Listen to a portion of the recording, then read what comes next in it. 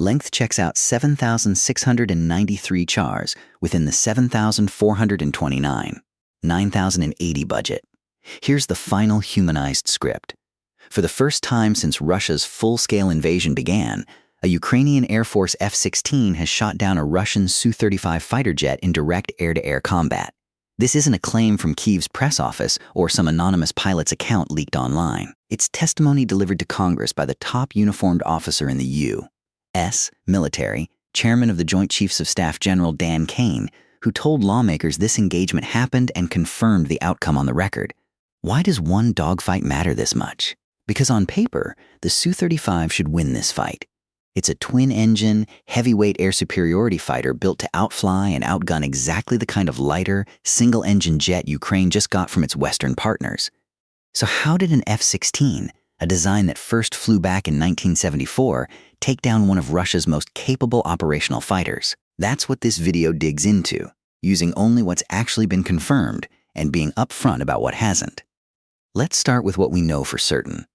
According to General Kane's testimony, this is the first confirmed case of a Ukrainian F-16 engaging and downing a Russian Su-35 in air-to-air combat. Kane didn't detail the missile used, the exact date, the location, or the pilot involved. Those specifics haven't been officially released, and outlets covering the story have been careful to note that anything beyond the general's statement remains unconfirmed.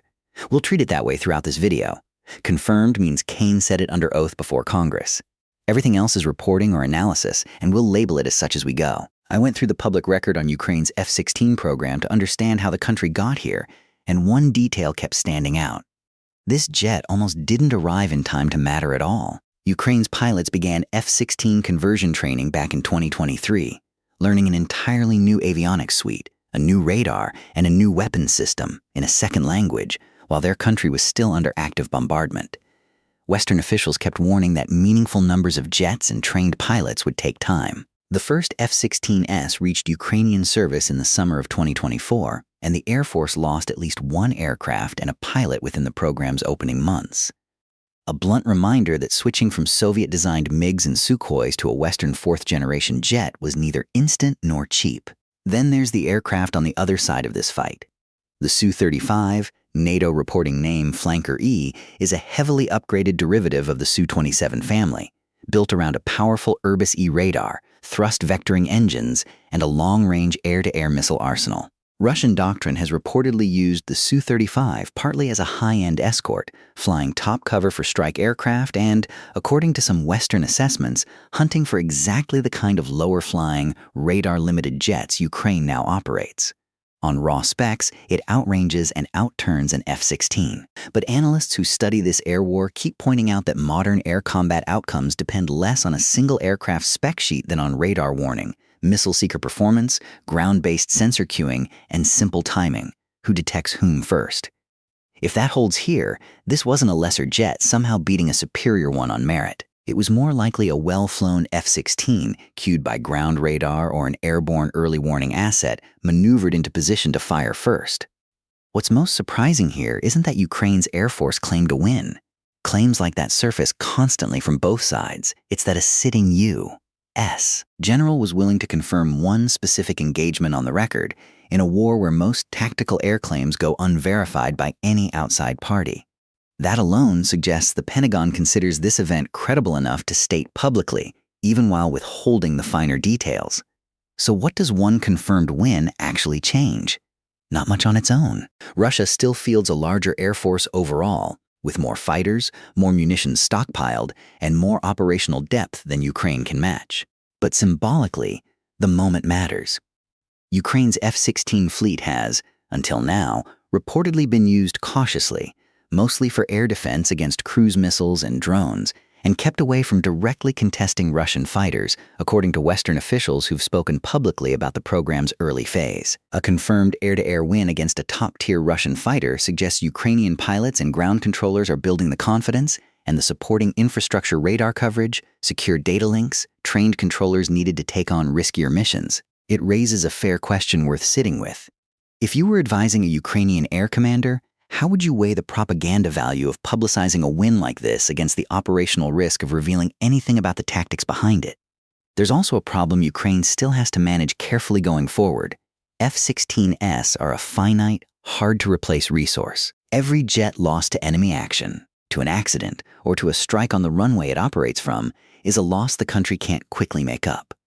There's no F-16 production line inside Ukraine, and Western donors have delivered airframes in limited, staggered batches. That scarcity is likely part of why Ukrainian commanders have reportedly been selective about when and how they commit these aircraft into contested airspace. One successful engagement doesn't remove that constraint. It just adds a data point to how commanders weigh the risk next time. Would you have expected a fighter jet first designed in the 1970s to win this matchup on paper? Most aviation analysts wouldn't have bet on it, and that mismatch is exactly why this case is drawing attention beyond the war's daily headlines. So where does this actually stand? Officially, on the record, one confirmed F-16 on Su-35 air-to-air win according to General Kane's congressional testimony. Unofficially, and still unconfirmed, the specific missile type used, the precise circumstances of the encounter, and whether this is a genuine one-off or the start of a broader shift in how Ukraine uses its F-16 fleet against Russian fighters going forward. Any version of this story with specific coordinates, a named pilot, or a dramatic blow-by-blow account is worth treating with real skepticism unless it traces back to an official source. If you want to verify any of this yourself, a good starting point is the Department of Defense's public hearing transcripts and press briefings, where General Kane's testimony to Congress is a matter of public record. Reputable defense outlets, including Air and Space Forces Magazine, USNI News, Defense News, and Reuters Defense Desk, have all covered the statement and the context in more depth, and their reporting is a reasonable next stop for anyone who wants more than a headline. Jane's aircraft assessments are useful too, especially if you want technical detail on how the Su-35 and F-16 actually compare on paper. Whatever comes next in Ukraine's air war, this is one of the few moments in the entire conflict where the top uniformed officer in the U.S. military has put a specific, named claim on the congressional record. That's worth paying attention to, not because it decides the outcome of the war, but because it's a rare, independently verifiable data point in a conflict where most claims from either side simply aren't.